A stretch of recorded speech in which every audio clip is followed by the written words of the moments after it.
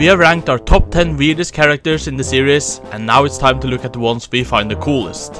Even though the series is filled with very weird characters, there's a good group of cool ones as well. We have made lists of this category for many of the Zelda games already, and when we look at them for this list, we want to put the ones we find amusing, cool looking, have cool attitudes, or even how heroic some of them can be.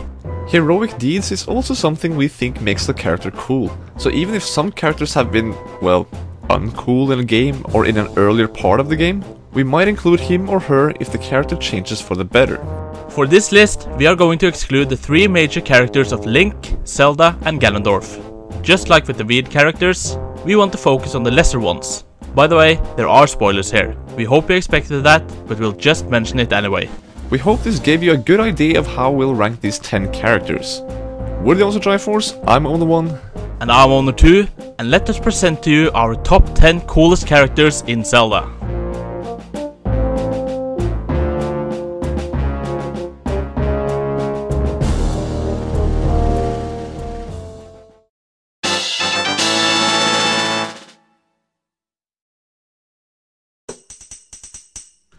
At number 10, we have a character that hasn't always been very kind, but still pretty cool. We are talking about Skull Kid.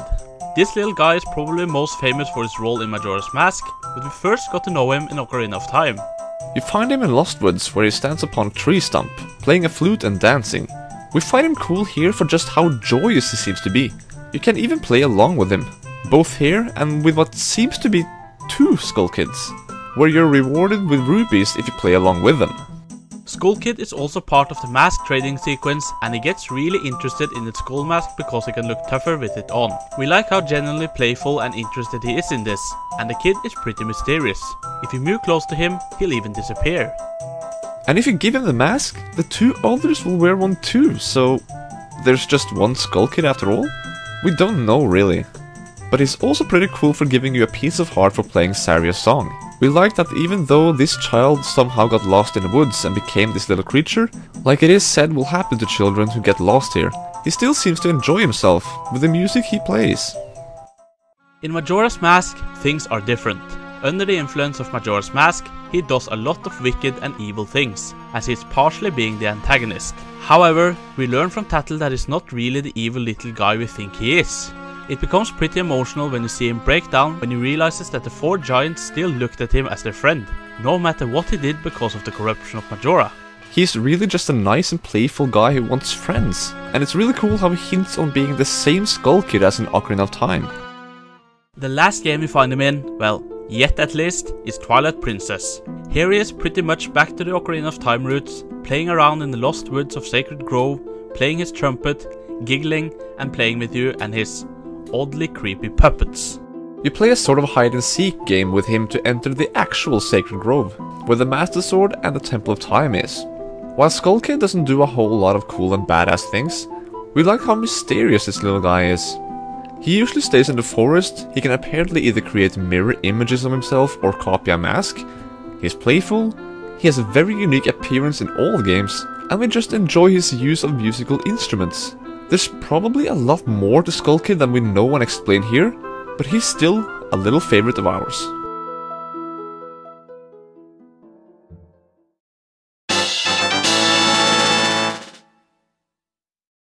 You know we have to have one Goron on this list, and you might be surprised to see him appear only on number 9, due to my huge love for them. But who's the coolest of them all? Oh, definitely Darunia. The leader of the Gorons and the Sage of Fire in Ocarina of Time is badass. First of all, just look at him. Big, muscular, and a rock-hard face that should scare off anyone. Despite his hard-ass appearance, especially the one he has in the beginning with his pissed-off attitude, he can be really cheerful as well, which really shows when he plays Saria's song in front of him. Above all, he's a guy who truly respects people who deserve it, and of course, Link is one of them. After getting rid of the monsters inside Dodongo's cavern, Darunia and Link become sworn brothers, and 7 years later, it even appears that Darunia named his son after him. Darunia shows that he's even more badass than we thought when he decided to go in and take on Volvagia himself. Great! It's relieving to see someone actually taking their own matters into their own hands for a change. That doesn't happen too often.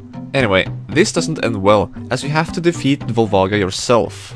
which is fine, cause the boss is pretty good. DARUNIA looks awesome. He's badass and funny. And he is a respectable dude, offering Link his brothership and friendship as the leader of the Gorons and the Sage of Fire.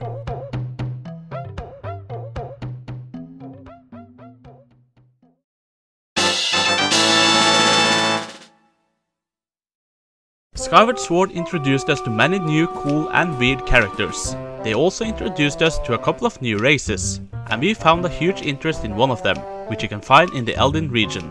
We are of course talking about the MOGMAS. We love this whole race, and we pretty much count all of them on this entry. Although, if you had to pick just one, we choose Lead. He is one of the first guys you meet and the one you get the general impression of the Mogma race from. Plus, he's really helpful with giving you the bomb bag inside the Earth Temple, which actually belonged to him. He's really kind-hearted to give you that since you're in search of Zelda, and he understands your feelings since he and his friend, Koval, also got split up. Still, we love all the Mogma in general. Well, sort of, except Bottles here. Tubert and Plats. Look at them. The Mogma race are all very interested in treasure, and they're just so casual and chill whenever you stumble upon them, which you will do a lot in the Elden region, as they're everywhere, both outside and inside the dungeons. They help you a lot inside the Fire Sanctuary as well. And while Bronzy tricked you at first, he still helped you out after you helped his friend, Silva, which just shows how strong these bonds are between these guys. They're friendly, helpful, repay your favors, are totally laid back, have a real love for treasure, and they have such a catchy theme as well. We love these guys instantly.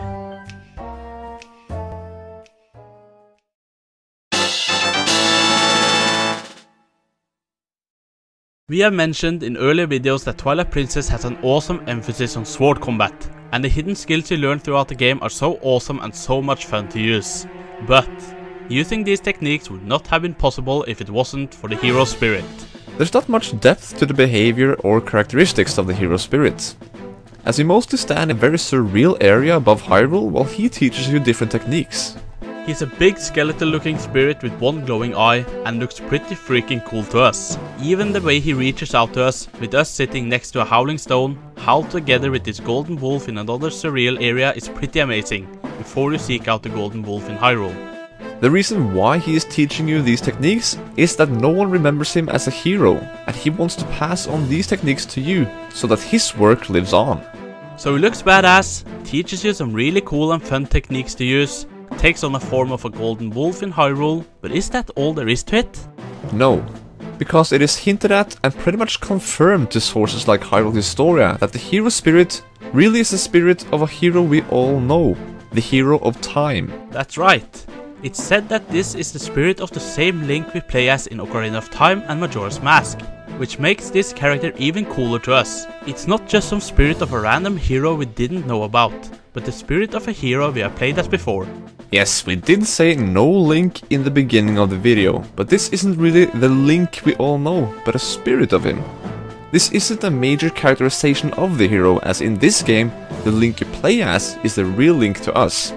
If that makes any sense. A spirit of a familiar hero that lingers on who teaches us some badass sword moves is one we find really cool.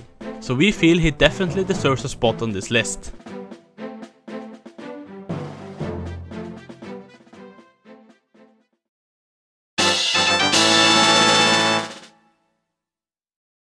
The pirate crew in Wind Waker is an interesting bunch, seemingly a gang of plundering badasses, big or small. They were pretty helpful throughout the game. We always enjoyed their company, especially when Tetra turned out to be a much more important character than we thought at first. Even though Tetra is really cool, there is another character in the crew that caught our attention very early, and that's the little guy with the funniest appearance and the lowest rank among them, NIKO. Other than Tetra, he's the other one you actually get to spend some time with and get to know a bit better. For a first trip on the pirate ship, you're down below, hanging out with NIKO. And for once, he's not the bottom rung now that's Link's on the ship, and he certainly seems to enjoy being able to order you to do their tests.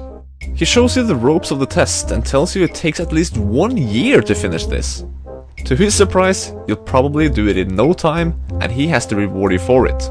We respect him for being a man of his word, but it wasn't smart of him to promise that reward in the first place, but we find it funny nonetheless. He's really happy to see Link again when he visits the ship on Windfall Island, when he looks after the ship while the crew steals bombs. This time you have to go through another test, but only with ropes.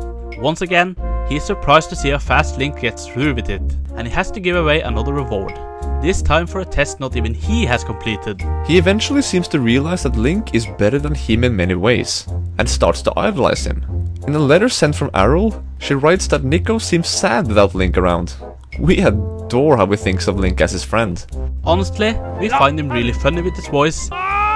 His reactions to Link's skills and appearance alone is hilarious. That red and white striped shirt, his buck tooth, and marks that look like whiskers make him look a bit adorable. He also appears in both DS games, where he and the rest of the crew appear in Phantom Hourglass, and he has a fun introduction to the game where he tells of the events of Wind Waker using images. He's even in Spirit Tracks, and he tells a prologue there as well. He's pretty much the only character still alive from Phantom Hourglass, and he's grown over 100 years old. It's nice how he points out that Link reminds him of an old friend as soon as Link wears the green clothes. Other than sending you on a side quest to collect stamps in his stamp book, he doesn't do a whole lot in this game. It's in Wind Waker he shines through, but we're happy to see that he lived on for 2 more games. We find NIKO funny and kind, although he was a bit too quick to give away promises. We like how he was trying to be all bossy over Link, calling him his swabby and things, only to quickly learn that Link has skills unlike anything he has ever seen. He really considered Link his friend, and we actually felt like he was our friend too, and we're always happy to see him in the games.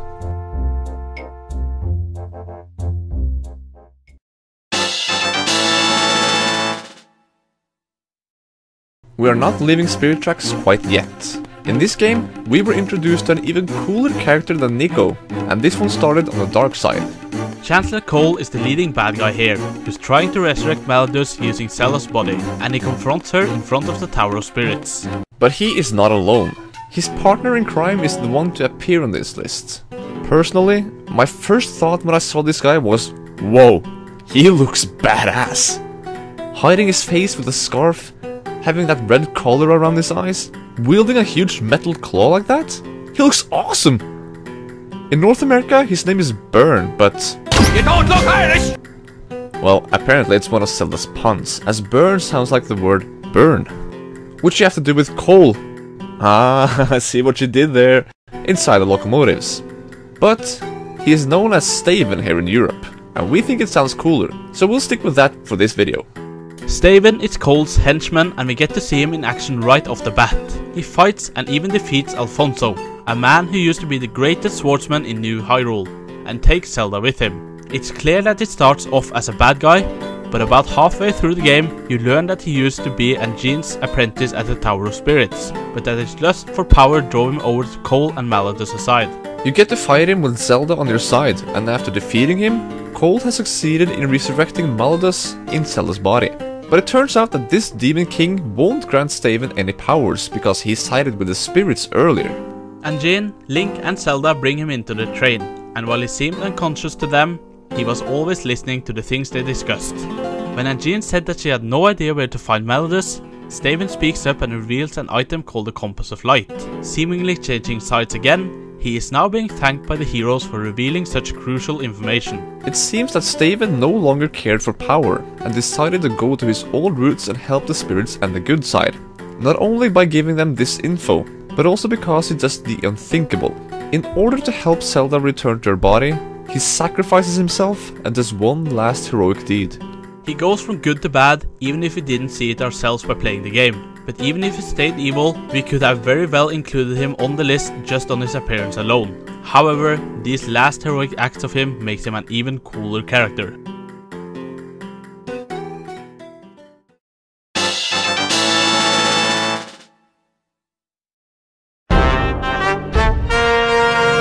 GROOSE. What can we say? Instead of being an antagonist like STAVEN was, GROOSE is a typical bully, along with his 2 partners Colin and Stritch. He hides your bird, cheats to make you lose at the wing ceremony, tries to take Zelda as his girl, and he even has a poster of Link's face on his punching bag in his room. Clearly, he's not a good guy at first. With Zelda gone from Skyloft, all he does is whining in his room. He thinks highly of himself, saying he'll be the one to find Zelda, even though he does nothing about it. In addition, he's got a huge portrait of himself on his wall. That's hilarious. It's not until after the events at the Temple of Time after going through the Lanayra mining facility that things start to turn around with GROOSE. When you go to the sacred grounds again, you'd think you'll be falling down to the foreign region by yourself, as you always do, but you'll be in for a surprise. All of a sudden, GROOSE comes falling and screaming down on you, and we witness a hilarious scene as they land. GROOSE enters a world he hasn't seen the likes of, and his reaction towards the small birds is really funny. He's finally stopped sobbing in his room and decided to do something to help find Zelda, but he hasn't completely put away his ego yet, as he wants to call this new discovered land, GROOSE Land. He is still really stubborn and tries to do all he can to be the hero, but after seeing Link handle the first encounter with the imprisoned by himself, he acknowledges Link's strength and how he himself couldn't do anything to help. So he prepares himself for the next encounter with the imprisoned, as he has now built the big catapult machine he so creatively calls the GROOSEnator. This actually helps out a lot in this battle and in the third and final encounter with the imprisoned. Impa praises him for his effort, but he accepts it humbly. His best moment comes after fighting Girahim and Demise being resurrected. Demise throws Zelda away and GROOSE comes out of nowhere, apparently through the portal and back in time to catch her. At this point, he's a new man thanks to Impa. He's realized his role in these dire times already and supports Link to the fullest. We look at GROOSE as one of the coolest characters in the series because of how he gradually turned from being the bully who couldn't do anything to save the girl he cares about, to actually respect Link, to find his role in the story, and actually be helpful and find the courage to travel through time to do every little thing that he can. Plus, he has his funny moments, both intentional or not. He can even joke about his earlier ego, and in the end, he is a hero as well.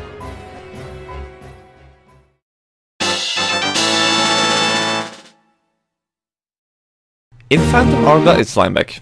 Of course it is. Yet another one who starts off as a bit of a jerk. I mean, he wasn't an antagonist, he wasn't a bully, but he sure had a big ego and his own interest for treasure that he put above all else.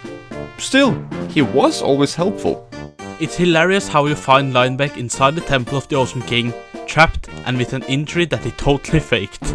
We also love that he calls himself a real man of the sea, following it up with impressive, huh? Without having anything at all to back it up right then. So how could we be impressed? Link needs the help from him and his ship to find the ghost ship, and LINEBECK agrees to go with them since he believes there's great treasure on board. He is one hilarious jerk because he always talks with his big mouth, but rarely ever does anything to back up exactly how great of a guy he claims to be, or what his reputation says. Ciela and LINEBECK often argues because Ciela can't stand how LINEBECK always lies about being injured or having a call to stay out of trouble, and rather stand on guard and fix the ship, while Link does all the work on islands and in dungeons. After finding the ghost ship and it's revealed that there's no treasure on board, LINEBECK wants nothing more to do with Link, Oshus or Ciela. But as soon as Oshus tells him that he'll grant him one wish if he helps defeating Bellum, he's more determined than ever. He gradually becomes friendlier and puts his faith in Link, especially from this point on, as he even sent Link a really funny letter where he says he's grateful. And right before Link goes into the Temple of the Ocean King with the Phantom Sword in his hand, LINEBECK stands outside the temple to let him know that he has faith in both of them, even Ciela. This shows just how much their entire journey has meant to him. But it's in the end where he really steps up and shows courage. After chasing the ghost ship during the battle against Bellum, SS LINEBECK gets destroyed. Link gets grabbed by Bellum, and the Phantom Sword falls onto the wreckage. What will LINEBECK do? He scrapes up the little courage he has, grabs the sword, stabs one of Bellum's tentacles while shaking in fear, before he gets possessed by it and ultimately emerges to become the final battle. After the battle, he apologizes for attacking Link, even though they all knew he couldn't do anything about it. Now that Bellum is gone, LINEBECK gets his wish granted. But in the end, he didn't want any treasure. All he wanted at this point was to have his ship back. Now, that's character development. Besides being a fun comic relief all the way through the game, especially with his pathetic excuses, huge ego, and his hilarious storyline with Jolie the pirate, where he cowers inside a box and has Link fight her instead, he really was an important character in the game. And you know what? Whenever Link went into dungeons, he did fix the ship. If it got damaged on the trip there, it would be healed up the next time. And even though Zelda always blamed him for being no help at all, he still lent them his ship. Of course he did it for treasure, but he still allowed Link and Zelda to control the ship, and without him, they probably would have been stuck on Murkey Island, not being able to go anywhere. Linebeck, you didn't seem like much at first, but maybe now you actually can live up to your reputation of being a real man of the sea.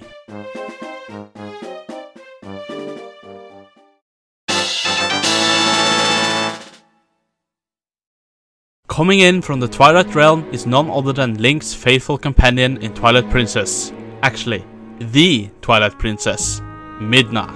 Coming from a whole other world than Hyrule, Midna is a mysterious little imp who discovers potential in Wolf Link to get some help. She starts out as being very playful, teasing, and at times somewhat rude to Link. She's on a mission to find a way to save the Twilight and restore her people and herself from the magic powers of Zant. She rescues Link from a prison cell inside Hyrule Castle and seeks the help from both him and Zelda, even though it's mostly for her own interest. She seems pretty egoistic and only cares about the Twilight Realm and not Hyrule, which has also been taken over by Zant and his powers. But as you help her gather the fused shadows, she too, gradually, becomes more of a friend. She starts telling you more about her background, about her feelings, and even says she is sorry for dragging Link through all the things she had to do, which she didn't seem to care much about in the beginning. It's during her desperate hour and after Zelda gives her her own powers to restore her strength that she really starts to care about the people who help her out. She now wants to do what she can to save both worlds from these false powers of Zant, and even goes the extra length of taking on Ganondorf by herself during the final battle, but unfortunately, it did not end well. Her character develops greatly throughout the adventure, but her abilities as a companion are also great help. She's always with you, either in your shadow as Human Link or riding on top of you as Wolf Link, allowing you to jump across big gaps to reach places, do a super attack that can kill multiple enemies at once, and she allows you to transform whenever you want, and even warp around the whole world. Her powers are great to witness too. Even though Link had already weakened Zant in a battle, she totally squashed him, and was even surprised her powers were that strong. She's also the one who breaks through the barriers surrounding Hyrule Castle by transforming into the same monster as she does in their fight later. In the end, she's still alive, and we even see what her real form looks like, which responds better to her royalty. Still, we greatly enjoy her imp appearance given by Zant that she has throughout the game. We feel her playful personality matches so well with her tiny physical form, almost as if she was a small but very smart and powerful child. Midna is a very welcome companion in our opinion. It's really cool how we get to have a sidekick like her that is very helpful in many ways, plays such an important role in the story, and how they still manage to keep her interesting all the way through. We always enjoyed her company, even though she was a bit condescending in the beginning. All she wanted was to overthrow Zant from his position and restore her people back to their real forms. From that starting point, she becomes a much more of a companion to Link, as she learns a lot from his and Zelda's courage and kind hearts. Her desperate hour was a real turning point, as it wasn't just about her and her people anymore. It was about everyone.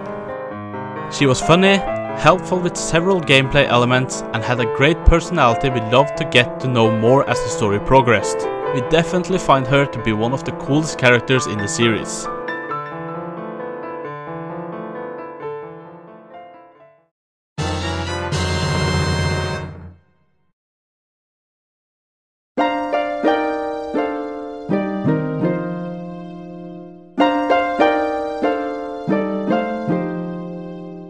Let's just get it out of the way before anyone asks. While the person underneath this magic spell or clothes really is Princess Zelda, SHEIK was always known as a totally different person, and we think that separates them in terms of characters. After Zelda and Impa rode off on their horse away from Ganondorf while Link pulled the Master Sword out of its pedestal, we never knew what happened to her. Before we knew anything about it, it turned out that she took on a disguise and turned into our #1 coolest character in the series. First of all, SHEIK's appearance is just so freaking cool. The clothing is really cool. How he covers up his face with his hair that surrounds the one visible red eye makes him look so badass. And if you're wondering why we say he, it's because the disguise is meant to make SHEIK look like a man, no matter if the real person behind it is female. Aside from the appearance of Sheik, we really loved the mystery around him. We had no idea who he was, other than his name being Sheik and him being a survivor of the Sheikah tribe. Which even adds to the mystery of him, because the Sheikah tribe is important to the game and the story, yet there's so little we know about them. This guy always appeared out of nowhere, talked using deep words and explained the situations around us, taught us songs to teleport to the 6 different temples. He knew so much about the history, the world, yet we had no idea who this guy really was. It was also interesting to see Link react to this person.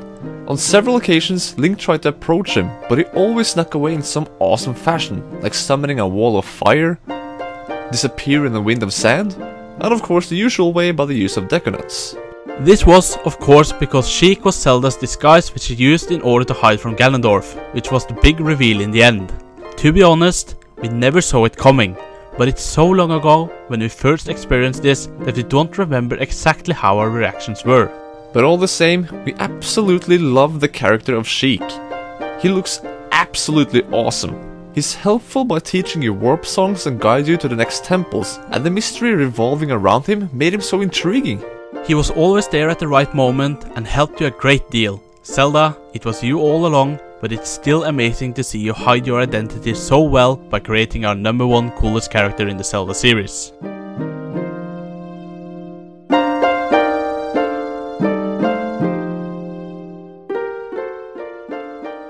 So, that was our list of the top 10 coolest characters in the Zelda games.